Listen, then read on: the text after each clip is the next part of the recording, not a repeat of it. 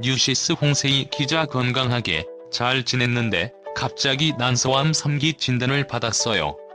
이는 난소암 환자들에게 흔히 들을 수 있는 이야기다.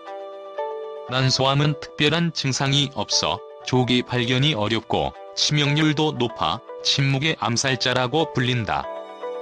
22일 건강보험심사평가원 자료에 따르면 암으로 사망한 여성의 47%가 난소암으로 사망했다. 이는 자궁경부암, 유방암, 갑상선암 등 다른 여성암보다 현저하게 생존율이 낮은 것이다. 난소암은 난소에 발병하는 암으로서 표면 세포에 생기는 상피성 난소암이 80% 이상을 차지한다. 난소암은 브리커1, 브리커2 같은 특정 브리커 유전자의 돌연변이 또는 난소암 가족력이 있는 경우 고위험군으로 알려져 있다. 할리우드 유명 여배우인 안젤리나 졸리가 예방적인 유방 및 난소난관 절제술을 받은 이유가 바로 이 브리커 유전자 때문이다. 또 빠른 초경과 늦은 폐경, 임신, 출산 경험이 없는 경우 등 배란을 오랫동안 하는 것도 위험 요인에 속한다.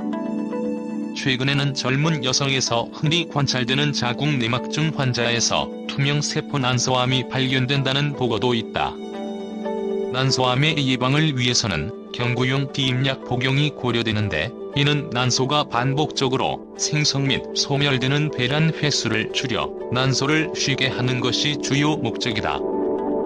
연구에 따르면 경구용 비임약을 5년 이상 꾸준히 복용한 경우 50% 이상 난소암의 발생 위험이 줄어든다고 밝혀진 바 있다. 다만 비임약 복용에는 출혈, 혈전, 유방 통증, 두통 등 부작용이 따를 수 있는 만큼 부인과 전문의와의 상담을 통해 진행해야 한다. 골반 깊은 곳에 위치한 난소는 암이 발병해도 뚜렷한 증상이 없다는 것이 가장 큰 어려움이다. 골반 부위의 불편감이나 소화가 안 되는 듯 한 더부룩함, 하복부 팽만감 정도가 발현 증상으로 이마저도 초기에는 거의 나타나지 않아 난소암의 70% 이상은 3기 넘게 진행된 상태에서 발견된다. 진단에는 부인과 질 초음파와 종양 표지자인 CA125 검사를 하게 되고, 악성이 의심되면 난소의 성질과 전이 여부를 확인하기 위해 CT, MRI, PET 검사 등이 활용된다. 난소암은 수술로 병기를 결정한다.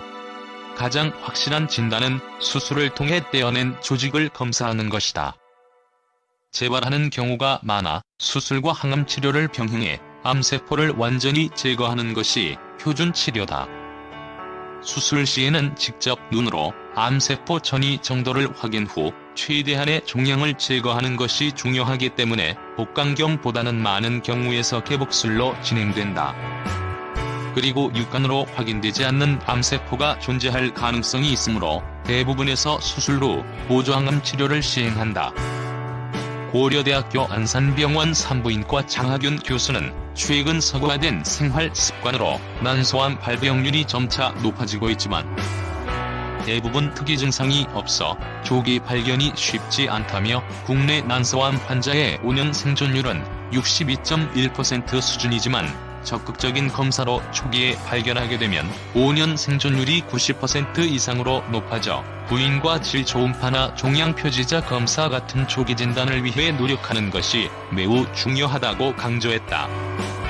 이어 유전자 변이가 있거나 가족력이 있는 경우 예방적 난소, 난관 절제술을 적극적으로 고려할 수 있다고 덧붙였다. 장 교수는 난소암은 분명히 치명적인 질병이지만 최근에는 항암제 외에도 다양한 표적 치료제가 고무적인 치료 결과를 보이고 있고, 다학제 협진을 통해 잔류 종양을 최소화하는 한편 다양한 항암 및 표적, 면역 치료가 가능하다며, 무엇보다 난소암 치료는 장기간에 걸쳐 진행되는 경우가 대부분으로 전문의와의 열린 소통을 통해 적극적으로 임하는 것이 중요하다고 조언했다.